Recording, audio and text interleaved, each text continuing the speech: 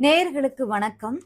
என்னடா இது நம்ம இருட்டுக்கட அல்வா குடும்பத்துக்கு வந்த சோதனை இது அப்படிங்கிற மாரி தான் இன்னைக்கு காலையிலிருந்து தொடர்ந்து பிரஸ் மீட்ல நெல்லையில இருக்கக்கூடிய இருட்டுக்கட அல்வா அவன் அந்த கடைக்காரருடைய ஓனர் அவங்க பெண்ணோட வந்து மதுரையில காவல்துறையில கம்ப்ளைண்ட்டும் குடுத்துட்டு, பிரஸ் மீட்டும் குடுத்து கண்ணீரோட வந்து பெண்ணுக்கு வந்து வரதட்சணை கொடுமை நடக்குது. அடிச்சு கொடுமைப்படுத்துறாங்க. பிசிக்கலா சித்திரவதைப்படுத்துறாங்க.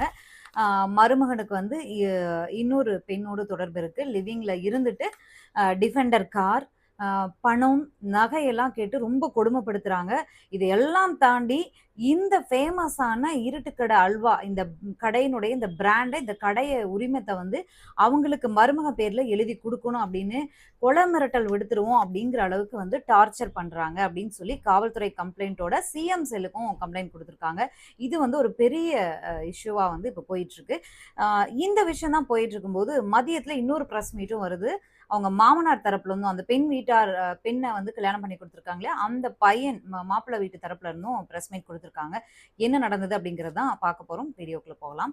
ஆ நெல்லை அப்படின்னாவே நெல்லையப்பர், அத தாண்டி அடுத்ததா வந்து கோவில்கிட்டயே அமைஞ்சிருக்கக்கூடிய அந்த இருட்டுக்கடை அல்வா வந்து ரொம்ப ஃபேமஸான ஒரு விஷயம். அரிக்கன் விளக்குல அன்றிலிருந்து இன்று வரைக்கும் வந்து இந்த இருட்டுக்கடை அல்வா அப்படிங்கிற அந்த கடையும் ஃபேமஸ், அந்த அல்வாவும் ஃபேமஸ். ஆ இப்போ வந்து காலப்போக்கு முன்னேற்றத்துல வந்து அவங்க அந்த மிடிலான அந்த ஒரு லைட் யூஸ் பண்றாங்க. இருந்தாலும் அந்த கடை வந்து ரொம்ப பிரபலமா இருக்கக்கூடிய ஒரு கடை. வெளியூர்லேருந்து எங்கேருந்து யார் போனாலும் நெல்லை போனாலும் அந்த கடை அல்வாவ அவங்க மட்டும் வாங்கி சாப்பிடாம, சொந்தக்காரவங்களுக்கும் பார்சல் பண்ணி வாங்கிட்டு போற அளவுக்கு ஒரு ஃபேமஸான ஒரு பிராண்டா வந்து அந்த இருட்டுக்கடை அல்வா இருக்கு. சரி, இப்ப ஏன் இத பத்தி பேசுறோம்னா உங்களுக்கே தெரிஞ்சிருக்கும். அந்த கடையினுடைய ஓனர் வந்து கவிதா சிங். அவங்க வந்து அவங்க பெண்ணோட வந்து காவல்துறையில கம்ப்ளைண்ட் பண்ணியிருக்காங்க. என்ன அப்டின்னா, கடந்த பிப்ரவரி 2ஆம் தேதி அவங்க பெண்ணுக்கு ரொம்பவே கிராண்டா திருமணம் வந்து செஞ்சு வச்சிருக்காங்க. அந்த பெண்ண வந்து கணவன் வீட்டார் வந்து கொண்டு வந்து வீட்ல வலுக்கட்டாயமா இறக்கி விட்டுட்டு போயிட்டாங்க. என்ன நடந்துச்சு அப்டின்னா, கிட்டத்தட்ட 40, 45 நாட்கள்லயே வந்து இந்த சம்பவம் நடந்திருக்கு. இந்த 40 நாளுமே வந்து அந்த பெண்ணுக்கு வந்து மாப்பிள்ளை வீட்ல கடும் சித்திரவதை வந்து பிசிக்கலாவும் நடந்திருக்கு, மென்டலாவும் நடந்திருக்கு. ஆ திருமணமான மறுநாளே வந்து ரொம்ப உயர் ரக சொகுசு காரான டிஃபெண்டர் கார் வந்து வாங்கி தரணும் மாப்பிள்ளைக்குன்னு வந்து நிர்பந்திச்சிருக்காங்க. அதுக்கு வந்து இவங்களும் வந்து சரி பெண் நம்ம பெண் தானே, நம்ம பெண்ணுக்கு தானே பண்ண போறோம் அப்படின்னு சொல்லி, அவங்க வந்து வாங்கி தர்றதுக்கு சம்மதிச்சிருக்காங்க. பட் அவங்களுக்கு வந்து அந்த டிஃபெண்டர் கார் அப்படிங்கிறது வந்து 1 வருஷத்துக்கு முன்னாடியே ரிஜிஸ்ட்ரேஷன் பண்ணணும் அப்படின்னு பல வழிமுறைகள் இருக்காம். ஸோ அது அவங்களுக்கு தெரியாது அப்படிங்கிறதுனால, மாப்பிள்ளை வீட்ல வந்து ரிஜிஸ்டர் பண்ணி அந்த காருக்கு வந்து அப்ளை பண்ணியிருக்காங்க. பணம் இவங்க குடுத்ததா சொல்றாங்க. அ இப்படி ஒரு நகை, பணம் அப்படின்னு தொடர்ந்து வந்து அத வாங்கிட்டு வா, இத வாங்கிட்டு வா அம்மா வீட்ல போயிட்டு அப்படின்னு சித்திரவதை பண்ணியிருக்கிறதா வந்து தாய் வந்து கண்ணீரோடு கம்ப்ளைண்ட் பண்ணியிருக்காங்க. அ அந்த பெண் என்ன சொல்றாங்க அப்படின்னா, அ அவருக்கு வந்து கணவருக்கு வந்து இன்னொரு பெண்ணோட தொடர்பு இருக்கு. அந்த பொண்ண என் முன்னாடியே கூட்டிட்டு வந்து எங்க வீட்லயே லிவிங்ல இருந்துட்டு, "நீ போய் டிஃபெண்டர் கார வாங்கிட்டு வா. உங்க கடையோட உரிமைய எனக்கு என் பேர்ல எழுதி வாங்கிட்டு வா. இல்லன்னா நான் வந்து உனக்கு வந்து இந்த பெண்ணோட தான் வாழ்வேன். நீ டைவர்ஸ் குடுத்துட்டு போ" அப்படிங்கிற மாரி என்ன வந்து அடிச்சு சித்திரவதை பண்ணியிருக்காங்க. "நீ டைவர்ஸ் குடுத்துட்டு போ. நம்ம வீட்ல நடக்கிறதெல்லாம் உங்க வீட்ல சொன்ன அப்படின்னா கொலை பண்ணிருவோம்" அப்படின்னு கொலை மிரட்டல் விடுத்தாங்க அப்படின்னு அந்த பெண்ணும் சேர்ந்து, தாயும் பெண்ணும் சேர்ந்து கம்ப்ளைண்ட் குடுத்துட்டு, பிரஸ் மீட்டும் குடுத்தாங்க. இந்த கம்ப்ளைண்ட் வந்து சிஎம் கம்ப்ளைண்ட் வரைக்கும் போயிருக்கு. பிரஸ் மீட்லயே அவங்க கவிதா சிங் வந்து சிஎம்கே கோரிக்கை வச்செல்லாம் வந்து கண்ணீர் விட்டுருந்தாங்க. இதையும் பார்த்தோம். இது ஒரு சைடு இருக்கு. இந்த பிரஸ் மீட் தான் காலையில இருந்து போயிட்டு இருந்துச்சு எல்லா சேனல்லயும். மதியத்துல இருந்து என்ன நடந்துச்சு அப்டின்னா, அந்த பையன் வீட்டு தரப்புல இருந்து ஒரு பிரஸ் மீட் வருது. என்ன அப்டின்னா, மாமனார் அந்த பெண்ணுடைய மாமனார் வந்து பல்ராம் சிங். ஆ சாரி யுவராஜ் சிங். அவர் வந்து மிக பெரும் வழக்கறிஞர் கோவையில. அவருடைய மகனான பல்ராம் சிங் அவருக்கு தான் வந்து இந்த பெண்ண வந்து கனிஷ்கா ஸ்ரீ வந்து திருமணம் பண்ணி குடுத்துருக்காங்க.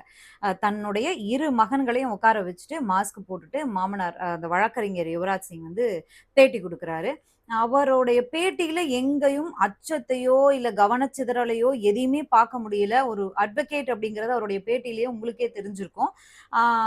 இந்த பேட்டியில அவர் என்ன சொல்றாரு அப்படின்னா, இந்த இருட்டுக்கடை அப்படிங்கிற உரிமையவே வந்து அவங்க கொண்டாடுறாங்க. ஒரு 300 நாட்களுக்கு பின்னாடி போய் பார்த்தீங்கன்னா, அந்த கடையே அவங்களோடது கிடையாது.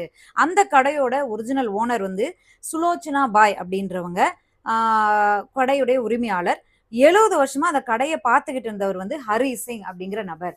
இந்த 2 பேருமே வந்து மர்மமா உயிரிழந்தாங்க சில மாதங்களுக்கு முன்பு. அவங்களுடைய மரணமே வந்து ஒரு மர்ம மரணம் தான். அதுலயே வந்து இந்த கவிதா சிங் இவங்க ஃபேமிலிக்கு தொடர்பு இருக்கிறதா வந்து குற்றச்சாட்டுகள் இருக்கு. அவங்களுடைய வாட்ஸ்அப் குரூப்லயும் இந்த வாட்ஸ்அப் குரூப்ல பரப்பக்கூடிய விஷயங்கள வச்சு எப்படி இந்த மாரி குற்றச்சாட்ட வைக்க முடியுது அப்படிங்கிறது தெரியல. இருந்தாலும் அவர் சொல்லியிருக்கிற விஷயத்த நம்ம சொல்றோம். சொல்லியிருக்காங்க. இவங்க 2 பேருமே இறந்து போயிறாங்க. இறந்ததுமே 1 ஹவர்லயே அந்த பாடிய வந்து எடுத்துடணும் அப்படின்னு கவிதா சிங் அவங்க ஃபேமிலி, இந்த கனிகா ஸ்ரீ இருக்காங்க இல்லையா? அவங்களுடைய ஃபேமிலி வந்து முயற்சி பண்ணியிருக்காங்க. அப்படிங்கிறத அவர் குற்றச்சாட்டா வைக்கிறாரு. இத வந்து நீங்க காவல்துறை மதுரை காவல்துறையில, நெல்லை காவல்துறையில விசாரிச்சுக்கலாம் அப்படின்னு வந்து அவர் தரப்புல இருந்து சொல்லப்படுது. ஆ இது ஒரு விஷயமா சொல்றாரு. அந்த பெண் மேல ஒரு குற்றச்சாட்டு வைக்கிறாரு. என் பையன பத்தி தவறா சொல்றாங்க. ஆனா அந்த பொண்ணு சரியில்ல. அந்த பொண்ணு வந்து பார்லர் போறேன், அங்க போறேன்னு போறா. 2 மணி நேரம், 3 மணி நேரம் ஒரு பொண்ணு வந்து தனியா வெளியில போயிட்டு வரா. எங்க போறா என்னன்னு தெரியல. 2 மணி நேரம், 3 மணி நேரம். இந்த காலத்துல ஒரு குற்றச்சாட்ட வச்சுட்டு அந்த பொண்ணு எங்க போறான்னு தெரியல. நாங்க வந்து ரொம்ப பாரம்பரியமான குடும்பம், நல்ல குடும்பம். எங்க குடும்பத்துல 2 மணி நேரம் ஒரு பொண்ணு வெளியில போயிட்டு வரதெல்லாம் ரொம்ப தவறு அப்படிங்கிற மாரி அவர் பிரஸ் மீட்ல பேசுறாரு. ஒரு வழக்கறிஞர், பிரபலமான வழக்கறிஞர். அவங்க மனைவியும் வந்து பிசினஸ் பண்ணக்கூடியவங்க தான். அவங்க வந்து ஹைதராபாத்ல இருந்து பிசினஸ் பண்றாங்க. இவரு இங்க கோயம்புத்தூர்ல வாழ்ந்துட்டு இருக்காரு. அப்படிப்பட்ட ஒரு நபர் தான் இந்த மாரி ஒரு குற்றச்சாட்ட பொது வெளியில வச்சிருக்காரு. ஆ சரி. இந்த கனிகா ஸ்ரீ அப்படிங்கிற இந்த பாதிக்கப்பட்ட பெண் வந்து மொத்தமா அவங்க குடும்பத்து மேலேயே கணவருடைய குடும்பத்து மேலேயே குற்றச்சாட்டு வச்சிருக்காங்க. கணவரும் அவருடைய சகோதரரும் சேர்ந்தே வந்து என்ன கொடுமைப்படுத்துவாங்க. பிசிக்கலா வந்து என்ன வந்து ஹராஸ் பண்ணுவாங்க. இத போய் நான் என் மாமனார்ட்ட சொன்னா அவர் எதுவும் கண்டுக்கவே மாட்டாரு. அப்படிங்கிற மாரி குற்றச்சாட்டை எல்லாம் முன் வச்சிருக்காங்க.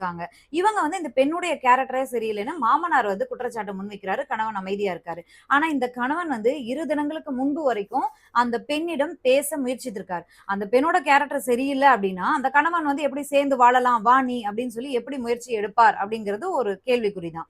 இன்னொரு விஷயம் என்ன சொல்றாரு, அந்த டிஃபெண்டர் கார் வந்து எல்லாருக்கும் தெரிஞ்சது தான். கிட்டத்தட்ட 1 1/2 வருஷம் ஆகுமா, அத வந்து ரிஜிஸ்ட்ரேஷன் பண்ணி அத வாங்குறது மிகப்பெரிய நெறிமுறை அப்படின்றாங்க. முதலமைச்சர் கூட அந்த கார் வச்சிருக்காரு. பட் இந்த கார வந்து இவங்களால வாங்க முடியல அப்படின்னு சொல்லி, இவங்க கேஷ வந்து மாப்பிள்ளை வீட்டுல குடுத்ததாகவும், மாமனார் தான் வந்து அந்த காருக்காக அப்ளை பண்ணிக்கிற ரிஜிஸ்ட்ரேஷன் பண்ணியிருக்கிறதாகவும், முதல்ல வந்து அட்வொகேட் வந்து சொன்னாரு. மாமனார் வந்து சொன்னாரு. ஆனா பேட்டியோட முடிவுல ரிப்போர்ட்டர்ஸ் மாறி, மாறி கேள்வி கேட்கும்போது அவர் என்ன சொல்றாரு அப்டின்னா, "நாங்க வந்து அந்த கார வந்து மருமக பேர்ல மாத்துறதுக்கு நாங்க வந்து குடுத்துருக்கோம். அப்ளை பண்ணியிருக்கோம். அந்த கார மருமக பேர்ல மாத்தி தர்றதுக்கு. நான் தான் வந்து கேஷ் குடுத்தேன். அவங்க ஒய்ஃப்ல கேஷ் குடுத்தாங்க." அப்படிங்கிற மாரி மாத்தி, மாத்தி பேசியிருக்காரு. இந்த பாதிக்கப்பட்ட பெண் கனிஷ்கா ஸ்ரீயும், இந்த இருட்டு கடை அல்வா அந்த கடையினுடைய தற்போதைய ஓனரான கவிதா சிங்கும் வந்து கம்ப்ளைண்டும் குடுத்துருக்காங்க, பேட்டியும் குடுத்துருக்காங்க. 2 பேரும் பேட்டி குடுத்துருக்காங்க. 2 பேர் தரப்புலயும் குற்றச்சாட்டுகள் வைக்கப்பட்டிருக்கு. பாதிக்கப்பட்ட பெண் பிசிக்கலா வந்து ரொம்ப ஹராஸ் பண்ணப்பட்டிருக்காங்க அப்படின்னு சொல்லியிருக்காங்க. அப்ப காவல்துறையில கம்ப்ளைண்ட் குடுத்துருக்காங்க அப்படின்னா, காவல்துறையில பிசிக்கலா ஹராஸ் பண்ணியிருக்காங்களா அப்படிங்கிறதெல்லாம் கண்டிப்பா செக் பண்ணியிருப்பாங்க அப்படிங்கும்போது, இனி இந்த பிரச்சனை வந்து காவல்துறையிடம் தான் ஒப்படைக்கப்படுது. சிஎம் செல்லயும் அவங்க கம்ப்ளைண்ட் பண்ணியிருக்காங்கங்கும்போது, ஆ இந்த வழக்கு வந்து தீவிரமா விசாரணைக்கு போகும். இனி என்ன பண்றாங்க அப்படிங்கிறதையும் பொறுத்திருந்து பார்க்கலாம். இந்த அட்வொகேட் மாமனார் கனிஷ்கா ஸ்ரீயுடைய மாமனார் பேசி முடிக்கும்போது ரிப்போர்ட்டர் ஒரு கேள்வி கேட்டார். என்ன அப்படின்னா, "இனி வந்து கனிஷ்கா ஸ்ரீ உங்க வீட்ல வாழ வந்தா ஏத்துப்பீங்களா?" அப்படின்னு சொல்லி அதுக்கு அவர் சொன்ன பதில்ல ஒரு விஷயம் இருக்கு. என்ன அப்படின்னா, அவரு அந்த பெண் வந்து மெக்கானிக்கோட பொண்ணா இருந்தா நான் ஏத்துப்பேன் அப்படின்னு சொன்னாரு. அவங்க வந்து சாதாரண மெக்கானிக் தான். இந்த கடை எப்படி வந்தது அப்படிங்கிறதே பெரிய சூழ்ச்சி. சூழ்ச்சி பண்ணி தான் இந்த கடையவே வந்து உரிமத்தையே அவங்க பெற்றிருக்காங்க. அதையெல்லாம் காவல்துறை விசாரிக்கணும் அப்படின்னு சொல்லியிருக்காரு. இனிமே அந்த பொண்ணு எங்க வீட்டுக்கு வந்தா நான் ஏத்துப்பேன். மெக்கானிக் பொண்ணா தான் எங்க வீட்டுக்கு வரணும் அப்படின்னு சொல்றாரு. இங்கேயே வந்து அவருடைய ஆதிக்க குணமும், அந்த பண ஆதிக்கம்ன்னு சொல்லுவாங்கல்ல, அந்த விஷயங்கள்லாம் எடுபடுது. உண்மையா என்ன நடந்திருக்கு அப்படின்னு காவல்துறை விசாரிச்சா தான் தெரியும். பொறுத்திருந்து பார்க்கலாம். என்ன இந்த விஷயத்துல யார் மேல குற்றம் இருக்கு, என்ன நடந்தது அப்படிங்கிறத. நன்றி, வணக்கம்.